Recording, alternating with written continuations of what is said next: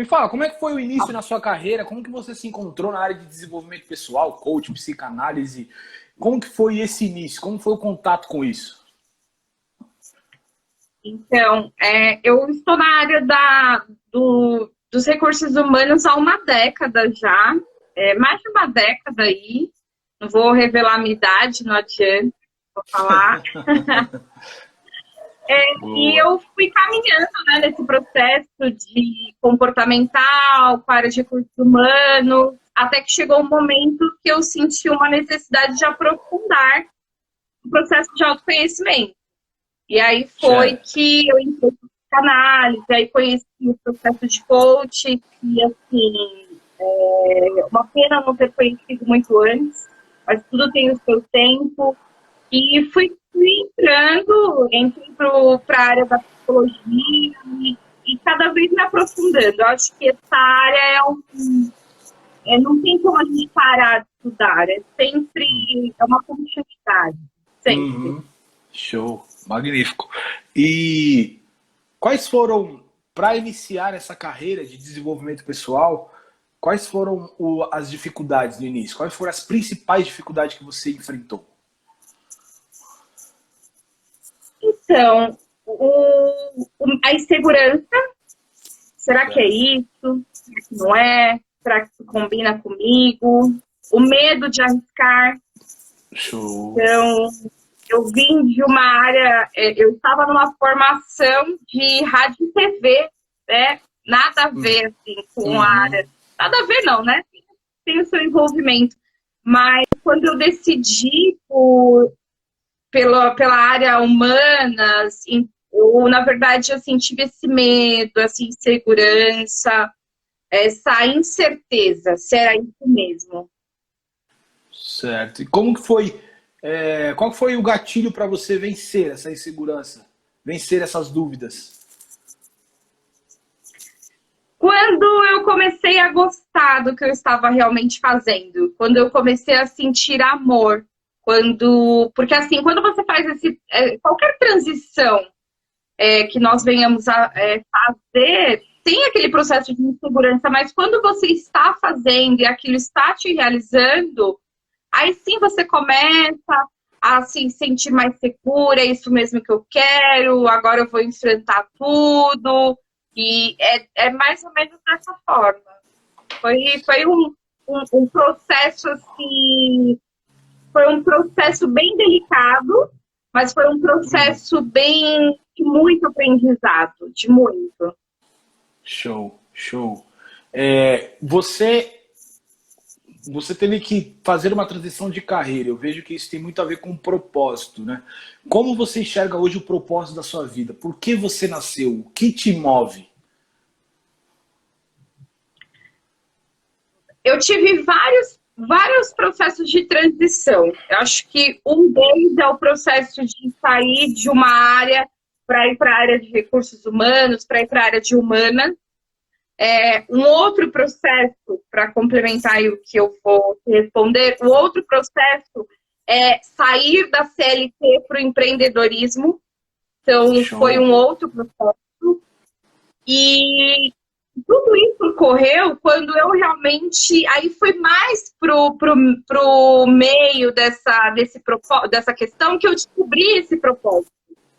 Porque até então era um gostar, era um me sentir bem, era eu me identifico.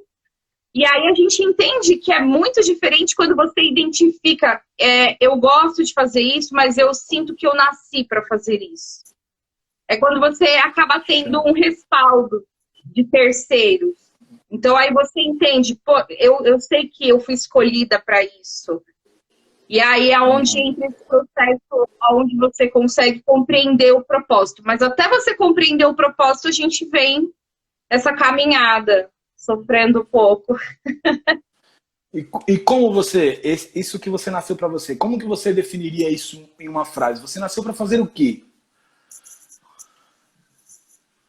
Auxiliar mulheres no seu processo de autoconhecimento. Show, magnífico. Auxiliar mulheres. E você falou que você teve que ir para o empreendedorismo. E eu sei que, pela cultura, é mais desafiador para a mulher. Como foi para você fazer essa transição com mulher, ir para o empreendedorismo e jogar as caras e ir para cima? Nossa, foi... Bom, primeiro que o valor segurança para mim, né? Como, na verdade, a segurança, não vou nem falar o valor, mas a segurança de ter um salário, de ter algo fixo, eu acho que é o primeiro. A estabilidade, eu acho que a estabilidade é o primeiro desafio. Vencer a estabilidade. E aí, para mim, foi esse. Porque eu estava muito acostumada, desde os meus 14 anos, a trabalhar dessa forma. Então, eu vim vindo nessa pegada. Então, de repente, quando eu tive que abrir mão de algo seguro, de algo certo, por um propósito, aí sim eu tive que mostrar, bom, esse é meu propósito e é isso que eu quero. Então, aí exigiu de mim várias habilidades e uma negação daquilo que eu achava que era certo, que era ter aquela estabilidade, que até pouco tempo atrás eu acreditava que eu tinha que ter, né? Porque essa transição do para o empreendedorismo, ela ocorreu faz uns 2, 3 anos. Show. Ó, isso é muito importante, porque no empreendedorismo, tá, o crescimento feminino no empreendedorismo tá bem grande, né?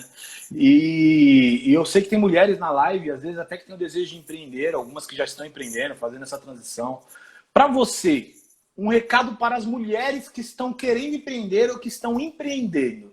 Qual é o recado mais importante que você daria para uma mulher que está começando a empreender?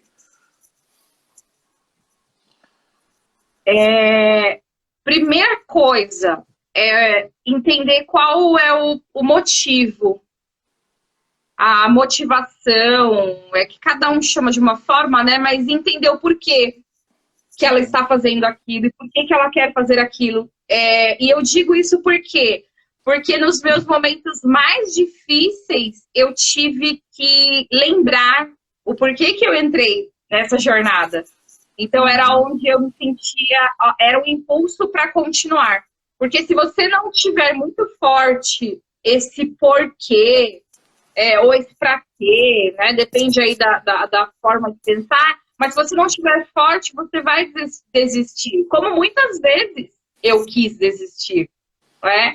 Então, se você não lembrar dessa questão, desse porquê, então, por experiência própria, lembrar sempre disso. Por que você começou? Por que você quer começar? O que você vai ganhar com isso? Magnífico, magnífico. Já vou fazer essa pergunta pro pessoal. Vocês que estão na live aí, que vocês já empreendem ou querem empreender, nós acabamos de pegar alguns insights da Elisângela, que vencer a estabilidade. Né? As pessoas que gostam do emprego é que gostam da falsa estabilidade. Né? Porque a estabilidade realmente ela não existe na vida. Então, a gente entendeu que ter um emprego é ser estável. Mas, quando eu quero ir para o empreendedorismo, automaticamente eu tenho que vencer este ponto. E para vencer este ponto, você precisa entender o propósito. Eu queria saber, tem alguém aí na live que já sabe o seu propósito claramente? Se tiver, manda sim, manda sim, manda sim. E curte a live aí, manda no coração, senta o dedo no coração aí, curte a live e manda. Manda se eu sei o meu propósito. Se quiser falar, você pode falar aí também seu propósito. Mas se você já sabe, manda sim, eu sei meu propósito. Enquanto eu preparo a próxima pergunta para a Elisângela. A Dani tá aí na live, ela já sabe o propósito dela. Dani, escreve aí. Você me acompanha, você já sabe o seu propósito. Show, show. Então, já sabe o propósito. Nieri, sabe o propósito. Se você puder, seria muito legal. A gente gostaria de conhecer o seu propósito, Nieri. Daiane, nós gostaríamos de conhecer. Se você conseguir definir isso em uma frase, só para nós conhecermos você. Por que você nasceu? A Dai falou aí, ela sabe do propósito dela. Legal, legal. Legal. A Elisângela falou que ela nasceu para auxiliar mulheres no processo de autoconhecimento. Isso é muito importante. Ela tem claro na cabeça dela. Ela tem claro na cabeça dela. Então, todo momento que gerar dúvida, que a dificuldade aparecer, é muito importante você ter na sua cabeça clareza do porquê você nasceu. E agora, enquanto o pessoal manda aí, eu vou fazer uma pergunta que é onde é a base da live, que é porque a Bíblia não é um livro religioso. E Elisângela, conta para nós como foi o seu primeiro contato com a Bíblia. Meu primeiro contato com a Bíblia ele foi quando me apresentaram assim de uma forma um pouco superficial na catequese, né? Que eu fiz aos 11 anos.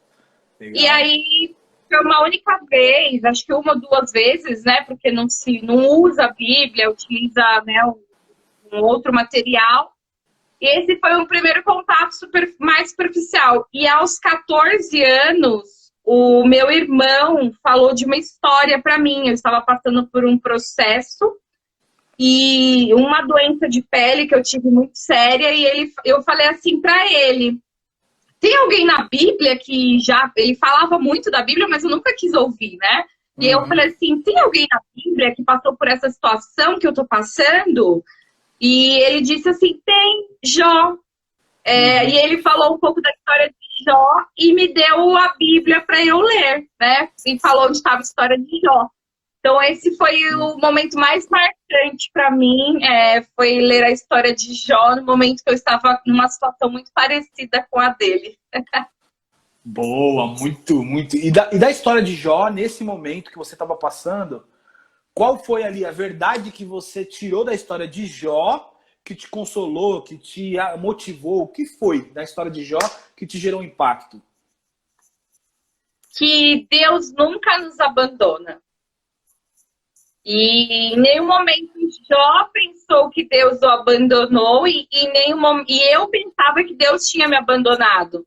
Então aquilo foi forte para mim nesse sentido, de Deus não nos abandona. Foi o que eu precisava para aquele momento. Então foi assim, algo surreal para mim.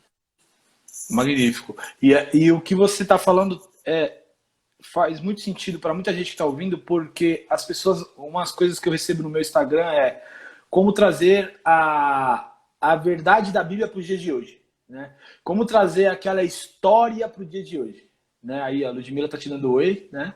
Como trazer isso para o dia de hoje. E como você conseguiu fazer isso? O que na história de Jó, tipo assim, cara, isso eu posso usar para hoje? Teve algo que te gerou isso, te gerou essa dúvida? Será que é para mim? Será que não é? Ou claramente entrou em você e falou, não, isso é para mim? Toda a história de Jó, eu tenho, desde como aquele momento foi muito forte para mim, toda a história. Então, até mesmo quando eu perco algum dinheiro, quando eu perco alguma situação, quando eu acho que eu perdi alguma coisa, eu tenho esse contato com a história de Jó. Que, na verdade, eu sei que Deus lá na frente vai me dar 7, 15, quantas vezes mais for necessário, e sempre foi assim. Então, em nenhum momento, assim, nada da história de Jó é contraditório para mim, ou eu chego mesmo em algum momento de revolta, a não acreditar ou a não crer. Porque aquele momento foi forte para mim. Eu estava com uma doença, aos 14 anos, uma doença de pele, eu não conseguia colocar um short, eu não conseguia ser como as outras, não poderia sair não podia ir na rua como outras garotas, então eu achava que tudo tinha acabado ali. E aí, quando meu irmão trouxe essa palavra para minha vida, ali eu comecei a perceber que existia uma outra história para mim. Show, show. Você deu um insight magnífico. Pessoal, você que tá aí na live e tá passando alguma dificuldade, eu peguei dois insights para minha vida. Você tá passando por alguma dificuldade no seu negócio, na sua carreira, na sua família, na sua vida pessoal. Primeiro insight, pega a Bíblia, né? Pega a Bíblia e já pega a dica da Elisângela. Pega a Bíblia no livro de Jó, lê ali o livro de Jó. e você vai ver que qualquer dificuldade que nós passamos é menor do que a que Jó passou. Então, eu acho que o Jó, depois de Cristo, foi o que mais sofreu na Terra, né? Então, Jó, ele teve uma posição perante a Deus magnífica. E uma das coisas que Jó fala, que eu acho que é o que a Elisa já está falando, é onde a esposa dele chega para ele e fala assim, cara, ele perdeu tudo, perdeu filho, perdeu bens, ele era o homem mais rico da Terra na época dele. Então vamos dizer assim, ele era o Bill Gates, né? Ele era um Bill Gates na época de hoje. Então Jó tinha tudo. E aí ele perde tudo em um dia. Perdeu 11 filhos, se eu não me engano, toda a sua riqueza, todo o seu gado. E a esposa, cara, nós sabemos, a Elisângela é casada, eu sou casado. A palavra mais importante é da minha esposa. Eu tenho certeza que a palavra mais importante é do seu marido. Agora, imagina eu ouvir da Maiara, amaldiçoa o seu Deus. Olha o que você está passando. Amaldiçoa o seu Deus. E aí ele fala algo magnífico. Você fala como louca. Deus deu e ele Deus tomou. Tirou. Louvado seja o nome dele. Então, é esse ponto que você está falando. Nada é nosso, né? Então, tipo assim, quando eu perco algo, eu penso que é meu. Eu penso que é meu, mas não é meu. Deus deu, Deus tirou. Algum motivo? Tem. Porque na história de Jó mesmo não tinha motivo. Ele era um homem mais justo da terra também. Então não tinha motivo. E Jó nunca soube, na verdade, o motivo.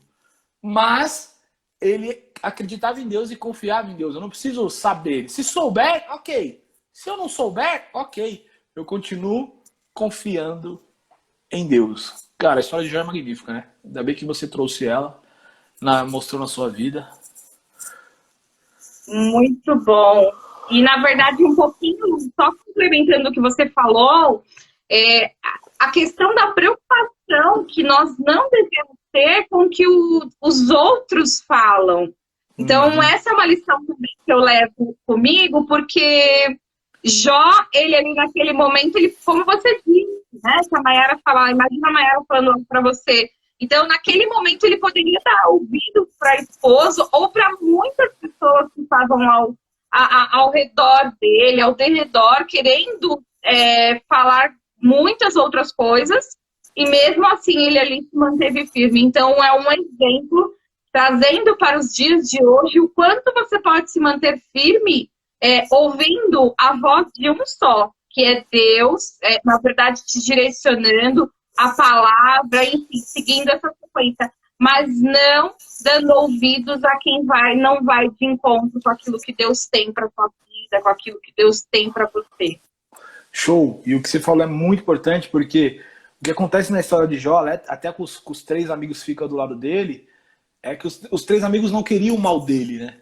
Os três amigos dele só não entendiam o processo que ele estava passando com Deus. E isso acontece com a gente. Ninguém vai entender o processo que você está passando com Deus. Ninguém vai entender o processo que eu estou passando com Deus. O processo é eu e Deus. Então, eu tenho até uma frase que eu falo muito, eu postei esses dias no meu Instagram: busque conselhos em homens e mulheres sábias, mas nunca confirmação. A confirmação vem de Deus. É só Ele que confirma. Então eu posso buscar no meu pai, que é sábio, buscar na minha esposa, que é sábia, buscar nos meus sócios e falar, cara, o que eu faço aqui, o que eu faço ali, o que você acha disso, o que você acha daquilo. A Bíblia fala que na multidão de conselhos é que se vence a guerra. Mas é só o Senhor que confirma os nossos passos. A última palavra é dele e só dele, porque só ele conhece o nosso futuro. Sim. E aí você entende esse processo de que realmente as pessoas elas não falam pro teu mal. Por exemplo, quando o teu pai, tua mãe falar, mas isso não dá certo, é porque assim, a história do teu pai, a história da tua mãe, eu sei lá quem esteja falando, é uma outra história, e na vivência, nos valores, nos processos de cada pessoa, existe um medo, existe uma insegurança. E aí, aquele medo de não permitir que isso aconteça com você também. Porque quantas vezes, falando desse processo de empreendedorismo, a minha mãe teve medo, mas como assim você não vai mais trabalhar CLT? Justamente porque ela foi criada nessa segurança. Então, uma cultura, algo que veio lá de trás, ou concurso ou CLT. fora disso você não está seguro. Então, é pro bem, sempre é pro bem, mas com outro tipo de visão. Isso, magnífico. Esse daí que você falou foi muito importante. Já surgiu uma pergunta aqui para você, Eli. A pergunta é: qual o principal ponto da Bíblia está alinhado a seu propósito? Qual o principal princípio da Bíblia, ponto da Bíblia, que está alinhada ao teu propósito? Bom, como eu não consigo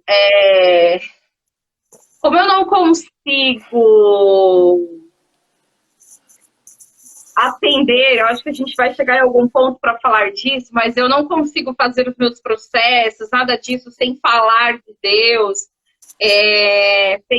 sem falar algo da Bíblia. Eu acredito que um dos versículos dito por todo mundo, pregai o evangelho, não, e aí eu não uso esse de uma forma totalmente direta, porque eu não chego falando de uma forma, então foi um processo psicológico, terapêutico, vou falar da Bíblia para você. Não, mas de uma forma um pouco oculta.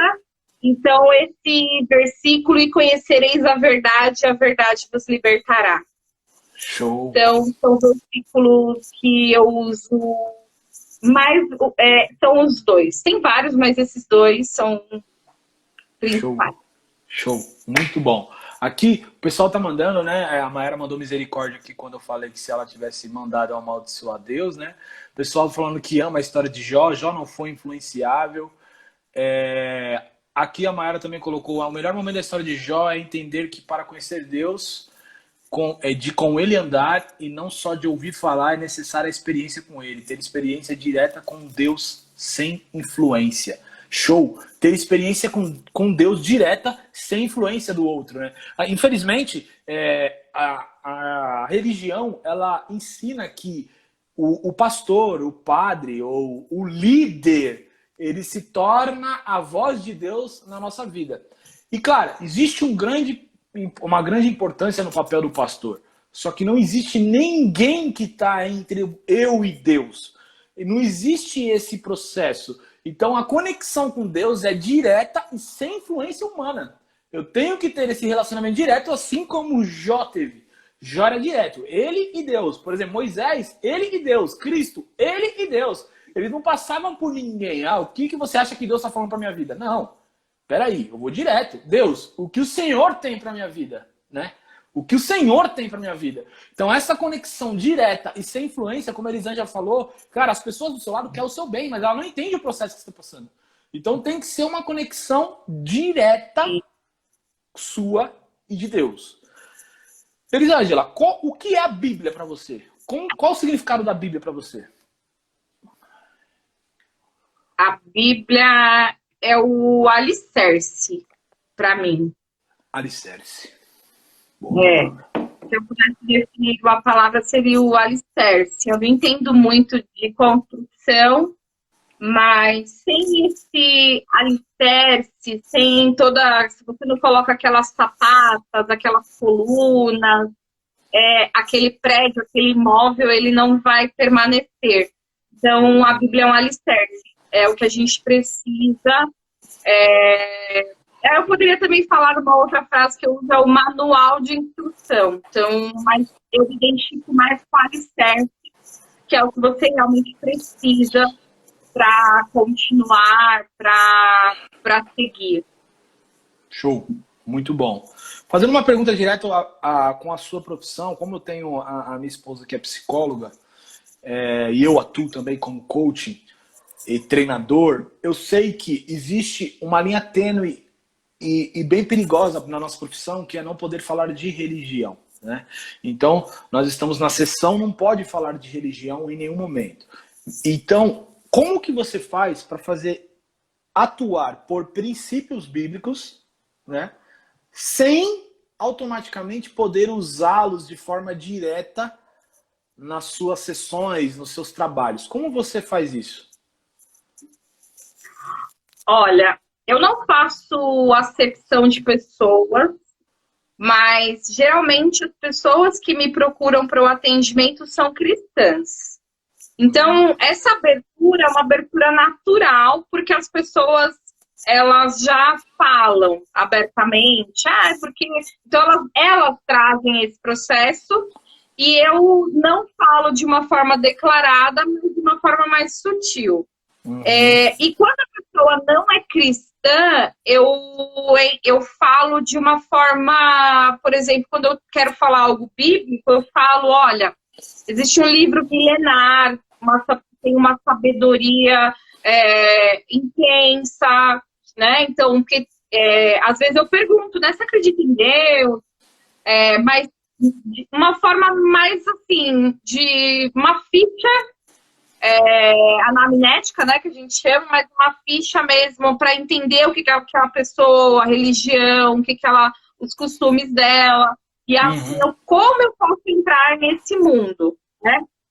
Então, o CRP, ele realmente não permite, né? Eu não faço parte ainda do CRP, eu faço parte somente da CBO e do sistema aí da psicanálise, que não tem essa cobrança tão forte. Então, você pode ter algumas medidas, você pode falar algumas coisas, porque eu também faço parte de uma linha mais integrativa. Então, não tem tanta cobrança. Já no CRP, aí não é possível, né? Então, tem que ser uma coisa mais cuidadosa ou mais oculta, e dependendo da pessoa. Porque se a pessoa, ela abre para você, ela dá essa abertura, aí você não tem tanto problema, né, com essa questão. Mas é mais para os meus pacientes que não são. Aí eu uso de uma forma milenar, sabedoria milenar da vida, mais ou menos. Sim. Usa estratégias, né? Então, isso que você está me falando, eu lembro muito da história de Paulo em Atenas, né? Então, Paulo, ele entra na cidade de Atenas. Paulo é um cara muito sábio em geral. Aí ele entra na cidade de Atenas e vê a adoração a diversos ídolos, né? Então, ídolos para cá, ídolos para lá, ídolos. E aí ele vê um altar ao Deus desconhecido, né? E aí ele chega, sobe no altar e fala assim, é esse Deus desconhecido que eu vim pregar para vocês. Então, ele usa uma situação dali que está acontecendo, vários deuses, e aí o religioso ele pensa o seguinte, o Deus desconhecido, nossa, é uma adoração a algum Deus. Paulo não, Paulo falou, cara, olha aqui a oportunidade.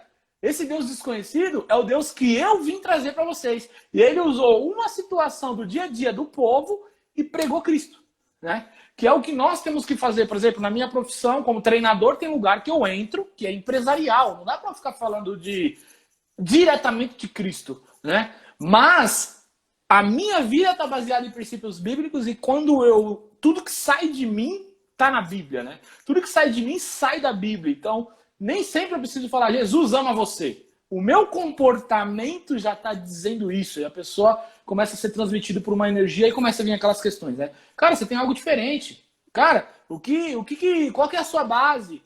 Por que você tem tanta fé naquilo que você fala? E aí vem a oportunidade de transmitir o evangelho. Então isso é magnífico, as pessoas acham que às vezes para pregar o evangelho tem que ir de lata, né? Tem que ir direto, Jesus ama você e tal. Não, ele pode vir oculto, nas beiradas, e quando a pessoa perceber, já tomou toda a massa.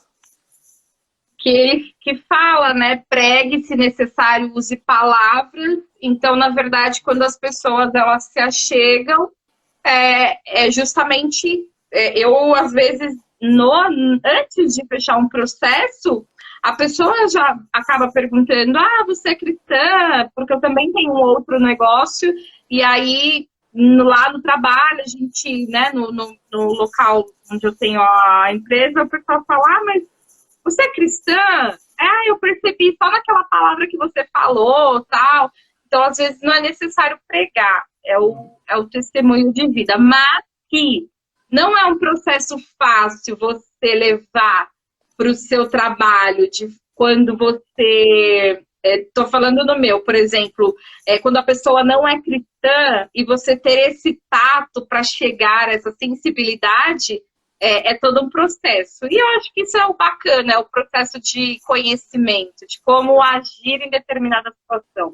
Isso. É a sabedoria e o discernimento do Espírito Santo, né? Que faz com que saibamos o que fazer, né? Aí a própria Vanessa colocou aí, às vezes quando sai direto na lata, as pessoas têm tanta raiva da religião que acabam repelindo. Então as pessoas, a religião machucou tanto que às vezes aí não tem como desligar na mente das pessoas o Cristo da religião, mesmo que não tenha nada a ver uma coisa com a outra. Então às vezes a gente fala de Cristo, a pessoa acha que nós estamos induzindo a uma religião. Mas é a sabedoria do Espírito Santo. Tem algumas perguntas aqui que eu vou mandar, que mandaram aqui, ó. Como administrar família, casamento, filho, negócios e vida espiritual? Eita!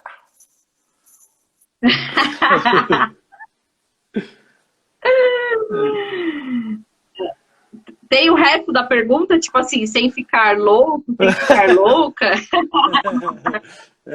Aí eu acho que o resto da pergunta você completa.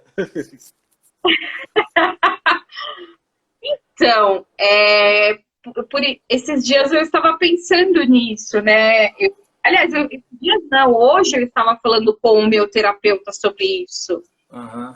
E eu falei para ele assim, nossa, mas às vezes eu tenho que dar conta. E aí ele me falou algo que tem que dar conta. Então eu pergunto para vocês, tem que dar conta ou tem que oferecer aquilo que é o seu melhor? Porque se você oferece o seu melhor em todas as situações, você não tem que dar conta de nada. Você está oferecendo o seu melhor em cada momento para todas as situações. Você não tem uma obrigação. Uhum. E o problema é que a gente coloca como uma obrigação, né? E aí eu me vi nessa situação, eu falei para ele, não, mas eu tenho. E ele falou assim, algo que eu repito aqui para vocês que é muito válido. A gente não tem, na verdade, o tem acaba sendo pesado, acaba sendo um fardo. Então, aquele momento que você está com o teu filho, que seja o melhor momento para o teu filho. Aquele momento que você está com o seu esposo, que seja o melhor momento para o seu esposo. Aquele momento que você está no trabalho, né? Como diz a Bíblia, o nosso trabalho, tudo que a gente faz é primeiro para Deus. Então, quando você leva isso, e aí eu falei assim, nossa, eu tinha esquecido desse processo. Eu até fui pesquisar quando ele falou isso, eu falei assim, nossa, tem um versículo que fala que é trabalhe para Deus, viva como para Deus. Então, você sempre vai fazer o seu melhor. E aí você não entra nessa paranoia, essa imposição de que você tem que dar conta de tudo e fazer tudo. Não é uma pilha não é malabarismo que você tem que fazer malabarismo com todo mundo e um aqui vai cair. Não. Em cada momento que você estiver, você vai dar o seu melhor, você vai estar ali, você vai estar junto, né? E aí que eu falo, o processo inconsciente, ele é muito perigoso nisso, porque a gente, às vezes, tem que trazer o nosso consciente. Eu estou com meu esposo, eu tenho que estar percebendo se eu estou com meu esposo mesmo, ou se eu estou pensando na louça que eu tenho que lavar, na roupa para bater e naquilo que eu tenho que fazer. Então, eu não estou presente. Então, aquele momento não aconteceu e aquele momento não foi o melhor. E aí, eu acabo me sentindo em débito, eu acabo me sentindo mal por isso. Então, vamos tirar esse tem que da conta, né? E fazer o melhor em cada situação. Seja no momento com o filho, no momento com o trabalho, no momento com o povo, o que for. O momento com Deus, esteja ali, né? Naquele momento. Então, é estar consciente naquele processo. Isso daí foi... Até mandaram aí, ó. Ufa, que libertador, glória a Deus. As mulheres, eu acho que se sentiram muito bem representadas aí nesse momento. Porque eu vejo muitas vezes as mulheres no geral, né? Tô falando mãe, a minha esposa, a gente trabalha lá também, tem mulheres. E, claro, existe a cultura impõe isso sobre a mulher, né? Que você tem que dar conta de tudo, que você não pode deixar o marido de lado, nem os filhos de lado, nem o trabalho de lado, nem a casa de lado. E eu vejo que isso é muito importante, o que você disse agora, para as mulheres. Que cara, você não é um robô, né? Você tem que fazer o seu melhor. O que é trabalhar com excelência? O que é ter excelência? É entregar o seu melhor naquele momento, né? O melhor que você tem naquele momento é a tua excelência. Cara, mas você podia ter dado mais? Não, esse foi o meu melhor hoje. Amanhã eu vou dar mais melhor. Amanhã eu vou ser melhor. Amanhã eu vou saber mais. Amanhã eu vou ter mais sabedoria. Existe uma frase que nós podemos sempre dizer. A cada dia que passa, eu sou melhor nisso, eu me torno melhor nessa situação. Então, cada vez que eu aprendo uma coisa nova, eu falo, a cada dia que passa, eu sou melhor, a cada dia que passa, eu faço melhor. Então, nós vamos aprendendo no dia a dia, né? Então, eu vou dar só um exemplo rápido aqui. Eu tinha uma alimentação que não estava legal. E aí eu estava na correria porque eu queria dar conta, né? Então, de tudo isso. E isso foi um momento da minha vida, porque assim, às vezes você traz para tua consciência e em determinado momento aquilo foge de você e o teu inconsciente age, né? E aí você começa a entrar no piloto automático. Então a gente tem que tomar cuidado para não entrarmos no piloto automático. Então eu não estava olhando para a alimentação. Então sabe quando você, isso aqui tá fácil, come, isso aqui tá fácil. E aí quando você fala assim, nossa, eu estou almoçando, eu estou olhando para aquilo que eu estou comendo. Então, se você me perguntar, né, eu vou saber, olha, eu comi peixe, comi salada, comi isso, aquilo. Então, eu estava olhando para a minha alimentação naquele momento. E o problema é que, às vezes, a gente entra no piloto automático e não entende, não consegue avançar. Por quê? Porque estamos continuamente no piloto automático. E é uma junção de ação, né? Desejo, ação, todos os dias. Todos os dias nós podemos ser melhor. Então, a cada dia que passa, eu sou uma pessoa melhor. Não, show. Isso que você falou é magnífico. Eu lembro de uma frase que eu sempre ouvi de um dos meus mentores, já que você está aqui, esteja aqui, né? Então, é muito difícil estar presente, né? 100% presente é desafiador demais. E, pessoal, compartilha a live aí, ó. Nós estamos indo para a reta final, agora é 8h42, nós temos aí mais 18 minutos de live. Mande perguntas, do lado do aviãozinho aí, você tem a caixa de perguntas, tá? Então, deixa eu ver se tem alguma pergunta nova aqui. Não. Então, mande perguntas e compartilhe a live, que eu tenho mais algumas perguntas para a Elisângela, mas você também pode fazer. Uma pergunta também filosófica, Elisângela. Quem é Deus para você? Deus é amor. Não é igreja, não. Deus é amor. Boa. Deus é amor. Deus para mim é amor, porque só um amor para pegar a Elisângela lá de onde ela estava, onde ela rejeitava ele e falar assim, vem cá, deixa eu curar tuas feridas, deixa eu te sarar, deixa eu te ensinar tudo que eu tenho para te ensinar. Só o amor faz isso. Então, para mim, Deus é amor. Ótimo, perfeita colocação. Eu vou agora lançar uma pergunta que acabou de chegar aqui, ó. Como conciliar a ciência da sua área de atuação com a parte espiritual? Eu acho que entra um pouquinho o que eu falei anteriormente, né? Na verdade, não tem como conciliar, porque a ciência, ela sempre quer estar acima de Deus. Uhum. Então, isso é uma opinião minha, tá? Existem várias opiniões, o Abner pode ter uma diferente, vocês aí, mas para mim, cada vez que eu estudo Freud, cada vez que que eu começo a pegar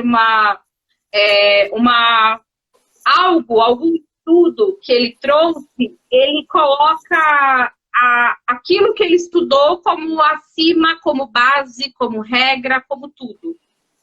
Então, eu acredito que não tem como você conciliar, assim, tem como você, na verdade, não é a conciliação. Não dá para você fazer uma união, uma equiparação, na verdade. Não dá para você colocar os dois aí de igual para igual, tá? Dá para sim, nós precisamos, como cristãos, trazer, sim, algumas questões da ciência.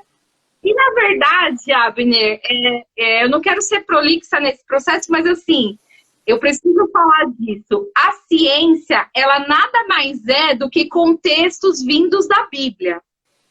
Então, quando eu estudo Édipo, complexo, uma série de coisas, eu vou olhar para a Bíblia e eu já vou ver essa história lá no Éden, com Adão, com Eva e com tudo mais.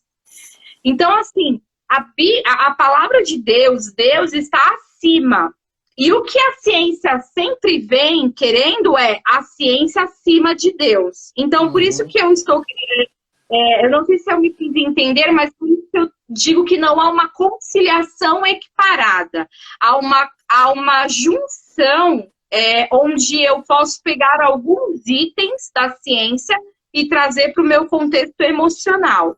Então, nós temos aí a parte emocional, espiritual, física, e aí aonde eu consigo alinhar o processo, tá? Show. Não sei se eu preciso entender, mas não dá. A ciência sempre vai querer ser melhor, a ciência sempre vai querer ser acima, e eu vejo isso todos os dias, na faculdade, na pós-graduação, em todo lugar, sempre tem esse processo. Show. Perfeito, perfeito, perfeito. Aí surgiu mais algumas perguntas aí, ó. Ser um espírito com Deus, para você, Elisângela, o que significa isso? Ser um espírito com Deus?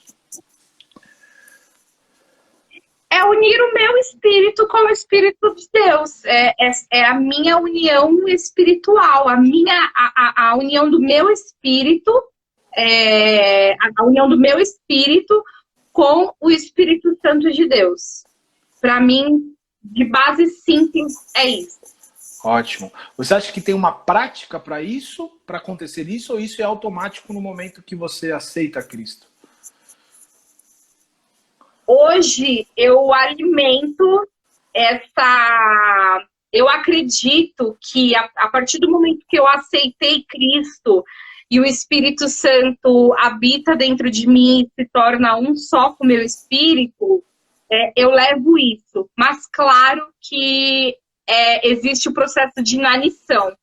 Eu alimento esse espírito através de oração, de palavra, e eu deixo mais forte. Então eu alimento mais o meu Espírito Santo, eu preciso alimentar o meu espírito do que a minha carne, do que as minhas vontades, do que o meu eu interior, do que o meu eu interno. Show.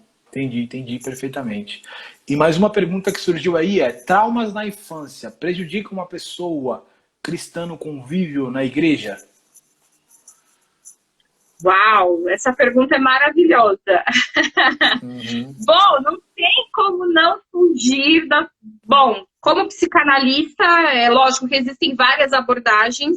Então, se você for trabalhar nessa questão da terapia comportamental, outras terapias, nem tanto. Mas para psicanálise, eu vou falar aí para psicanálise, tá?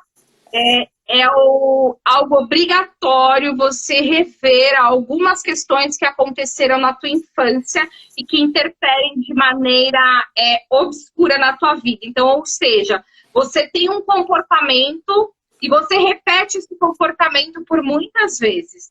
Só que você não percebe, né? Esse comportamento é um comportamento cíclico, é um comportamento bem repetido.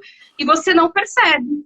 E aí, quando a gente vai olhar dentro de um processo terapêutico, nossa, foi uma situação que aconteceu lá atrás e toda vez que eu tenho que lidar com alguma situação parecida, eu ajo da mesma forma. Eu repito, é como se fosse um mecanismo de defesa. A minha mente me protegendo daquilo que aconteceu lá atrás.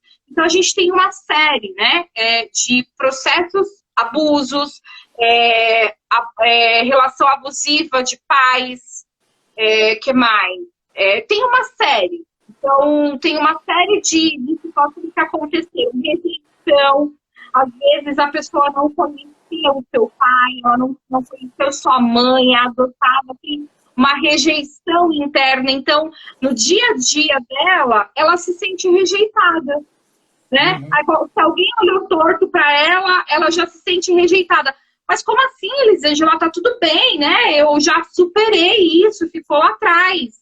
Só que automaticamente ativa aquele gatilho, né? Onde te traz, poxa, eu vou ser rejeitado, rejeitada de novo. E aí é onde vem toda aquela dor, aquele processo emocional. Então, assim, daria pra gente ficar uma live inteira falando sobre traumas da infância, onde trazem consequências para o nosso dia a dia, né? Consequências que a gente nem imagina que vem lá de trás e só dentro de um processo terapêutico a gente consegue entender. Maravilhoso, você deu uma ótima explicação. E tem mais uma pergunta que surgiu aqui na caixa, mas aí a Daiane mandou aqui também nos comentários, pacientes cristãos são resistentes à terapia psicanalítica? Pacientes cristãos, bom, eu poderia falar pacientes cristãos e não cristãos são resistentes a, não vou falar de psicanalítica, mas a terapia, né? Porque a gente tem aí um viés de que terapia é para louco. Mas o paciente cristão, ele é o que demora mais para procurar atendimento, né? Por que disso? Porque, na verdade, tem uma busca espiritual, porque eu já estou na igreja, porque eu já sou salvo, porque eu já tenho uma vida com Cristo, e aí existe essa dificuldade de procurar ajuda, de procurar uma ajuda externa de um terapeuta, porque também a gente tem a cultura dos gabinetes pastorais, e aí as pessoas confundem esse tipo de auxílio, né? O gabinete pastoral com um setting terapêutico é totalmente diferente, né? Porque o pastor, ele já é realmente, né, quase um terapeuta ali, porque está ouvindo, mas existem manejos que o próprio terapeuta, psicólogo, psicanalista faz com que você atinja outros resultados, né? Então, essa é a diferença. Mas, se eu fosse falar, no geral, a terapia ela é tida como... Ainda existem crenças que as pessoas pensam, terapia é para louco, terapia é caro, terapia não é para mim. Então, assim, se as pessoas soubessem, eu acho que o mundo deveria fazer terapia, né? Pouparia aí muitos erros, muitas questões, e abriria muito mais reflexão no processo de autoconhecimento. Show. Isso eu posso dizer porque eu sou uma pessoa que fiz terapia por muito tempo, desde 2015, e hoje eu não faço tão regularmente, mas sempre dou, às vezes, estou passando por uma situação, mando um toque lá no meu terapeuta e falo assim, preciso de uma sessão urgente, porque eu entendo que terapia não é só para resolver problemas, mas para manter a saúde mental boa. Então, assim, às vezes as pessoas falam, tô com depressão, tô com isso, tô com ansiedade, e vou fazer terapia. Isso, claro, é o melhor caminho. Mas dá para você procurar antes de estar com isso, né? É igual procurar um médico quando está doente. É mais fácil manter um paciente saudável do que procurar só depois que está doente. Então, eu sempre, mesmo depois que os meus problemas mais graves foram resolvidos e elaborados, eu continuei fazendo terapia para manter a saúde mental e não deixar que eu volte para aquele ponto. Então, eu sou uma pessoa que sempre falo muito bem da terapia, até porque eu faço terapia, minha esposa é psicóloga, então assim, eu acho que é um caminho magnífico. Claro, em tudo você tem que procurar um bom profissional. Aí tem a Elisângela, então é um bom profissional. Tem os bons e tem os ruins, então você procura aquele que vai te ajudar realmente, tem as ferramentas, né? E nós estamos indo lá pro ponto final, mas surgiu uma pergunta interessante aqui, né? Do nosso Aloísio, meu pai e um dos líderes aí da Elisângela também. Em Jonas 4, por 2 vezes Deus pergunta para Jonas, é razoável este teu ressentimento? Aí ele manda, o que você acha disso? Tira o foto da live agora. Tira esse.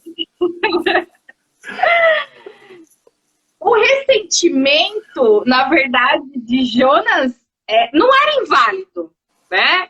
Eu vou falar aí do que eu penso. Não era inválido ele sentir aquele ressentimento. O que é inválido é ele não elaborar aquele ressentimento. Uhum. De uma forma ou de outra, ele precisou, ele elaborou e seguiu, e teve que seguir de uma forma ou de outra. Entrou para a barriga do peixe, de uma forma ou de outra, ele elaborou. Uhum. O problema nós somos humanos. Eu não posso dizer que, olha, você falar algo para mim, naquele momento eu não vou sentir, né? Eu não vou ressentir aquilo. Agora, quanto tempo eu guardo isso? Quanto tempo eu deixo todos esses processos virarem, como a gente chama, de dores psicossomáticas, irem para o meu corpo? Quanto tempo eu guardo esse ressentimento? O ressentir, na verdade, é o sentir, sentir, sentir e sentir. Então, o quanto tempo isso vai me fazer bem? E é o que, no caso de Jonas, não é... Deus falou, é razoável, né? No sentido de que, sério mesmo que você está sentindo por isso? Então, só que assim, nós somos humanos, né? E aí a gente pensa, poxa, mas eu fiquei triste, o Abner falou aquilo pra mim.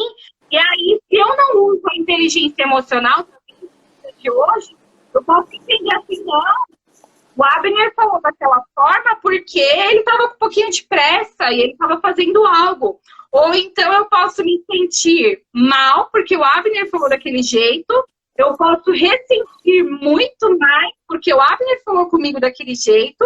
E aí eu posso ficar mal e falar assim, tá vendo? Ninguém gosta de mim. E o Abner não gosta de mim. Olha como que ele é comigo. Ele nem fala comigo, ele vai andando e não fala.